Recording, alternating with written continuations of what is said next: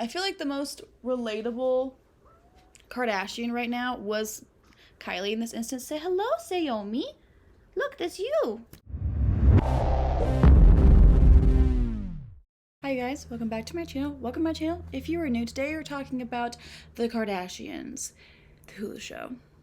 And season 3, episode 1 is out. I watched it just now, just finished it. And did it feel like an hour went by? No. Was it because of entertainment? Or was it because nothing really happened? I don't know. Some things were entertaining.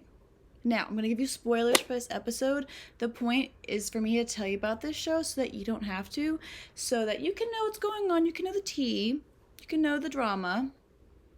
We don't have to give them views, you know. You give me those views. No, I'm kidding. But also not. Khloe's baby, her son, his name is Tatum. That's it. That's the drama that Khloe was holding on to, not telling anyone about her child's name. Keeping it for the show. His name is Tatum. Everyone kept, beginning of the episode, alluring that his name was Rob, because he looked like her brother, but his name's Tatum. Doesn't sound like Rob. Also, what's going on with Khloe? She may have skin cancer. She had something on her face. Turned out it was melanoma. So, for her age, rare. So they're going to have to cut into her skin and see just how much this has grown and take out any of the mass that's in her cheek and then sew it back up. And let me just say, that is a terrible thing. That is actually very scary. Especially if she has 2 kids. Cancer is a very scary thing. But I will say, because in the beginning they previewed a giant incision and stitches on her face. They had that, so it's obvious that she already had the procedure done within this season. We never saw that as internet people on Instagram, whatever. We never saw that she had surgery on her face. So don't tell me that celebrities can't have massive surgery, massive plastic surgery to completely alter their face, and we have no idea about it because, well, we would see them recovering. Bitch, no. Did we see Khloe's recovery of the giant cut on her face? No. So I think all the plastic surgery rumors about them could be true.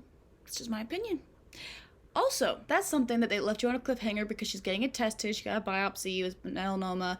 Then I have to go in. She has a weird band-aid on her face.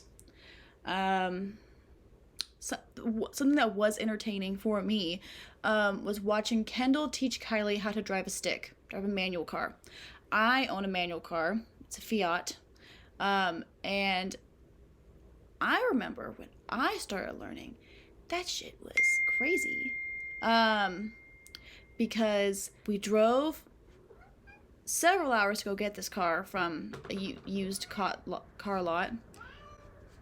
That's my cat. She freaking out. Say hello, Sayomi. She's not going to say hello. But we bought the car. I didn't know how to drive a stick. And then we got on the highway. We drove for a bit, took a nap. My dad pulled off onto a rest stop that was just a pull through. There was not really a whole drive around parking lot. It's just you pull through. He's like, all right, get in the car. We're gonna do circles in this straightway parking lot back on the on-ramp to learn how to get you to start going in first, and then going on the highway for 5 hours. That was terrible.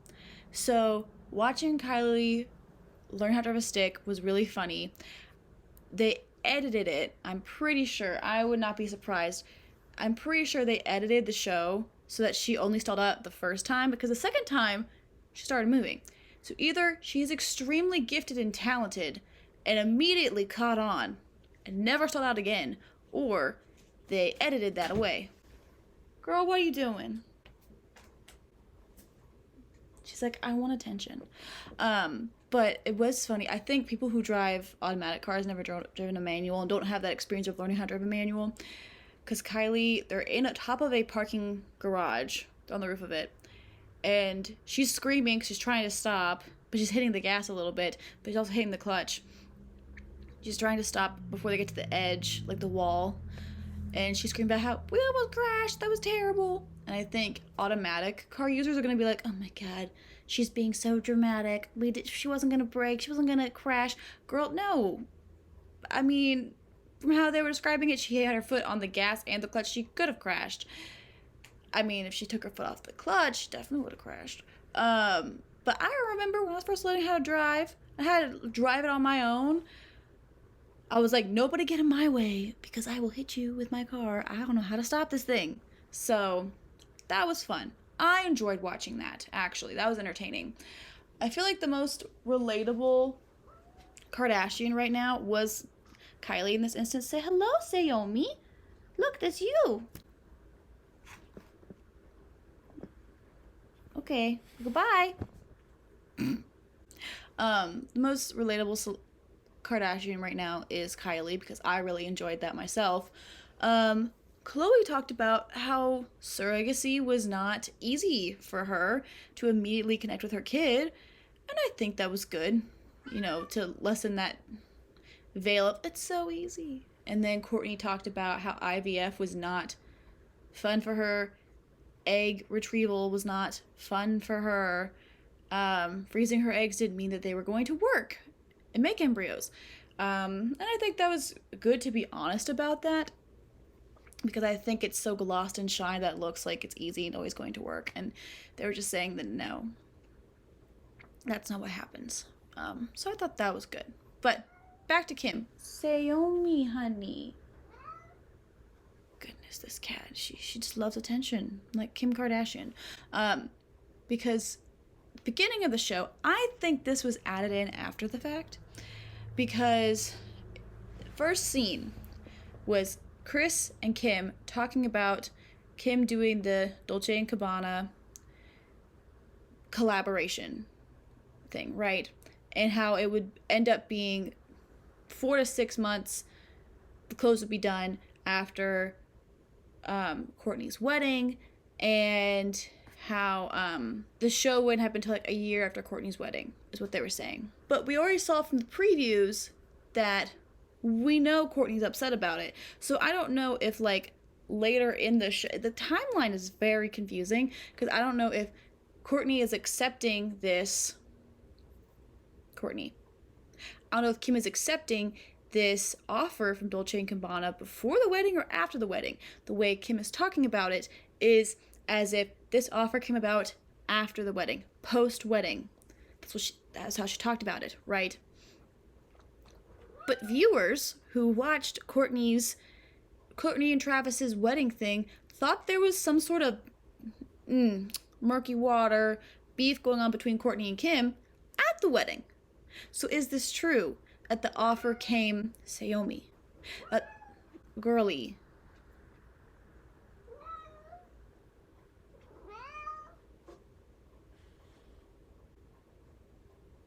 Ma'am, I love you.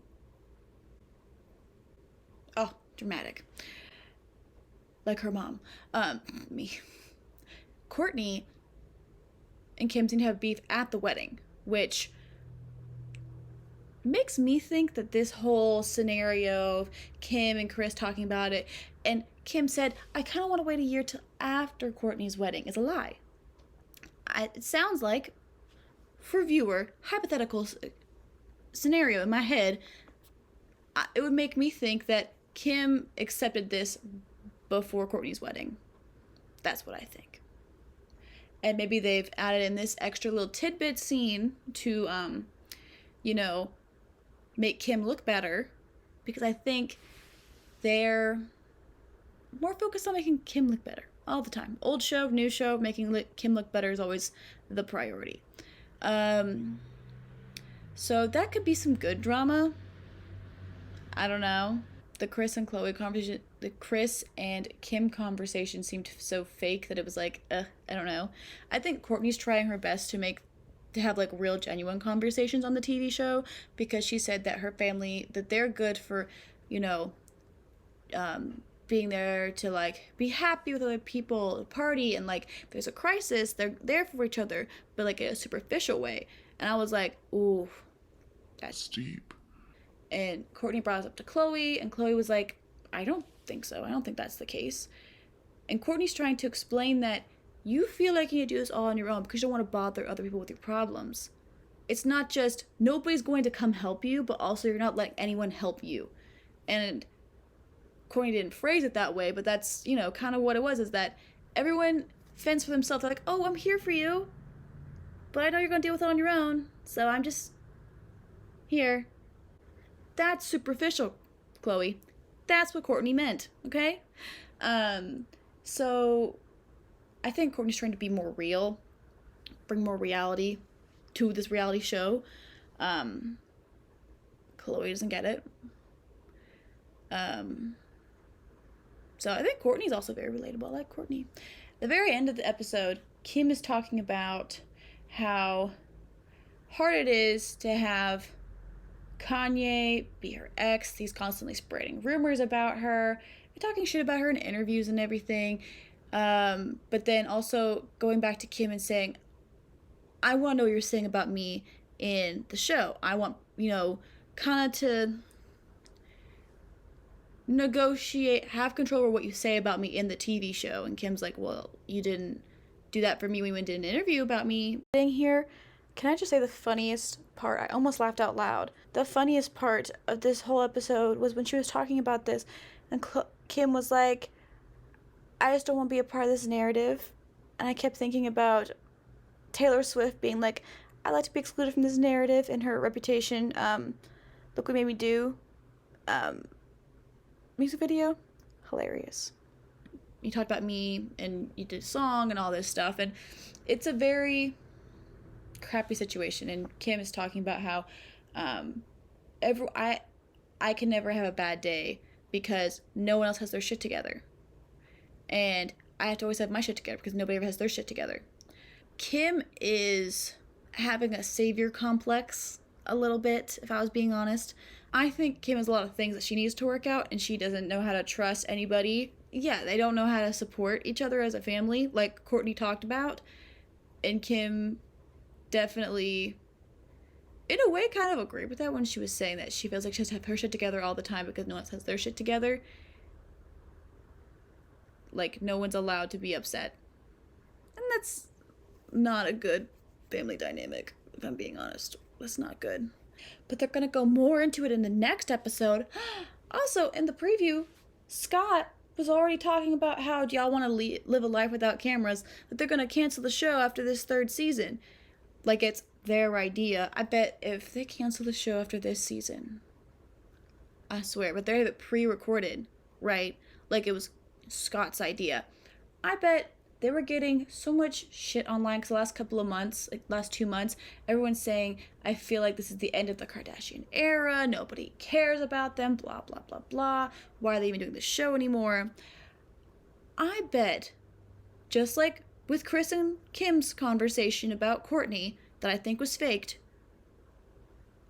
I bet this conversation with Scott, if the show gets canceled, was also fake to make it look like they were already wanting to not continue the show, instead of the fact that everyone online is saying, y'all aren't the shit no more, nobody cares.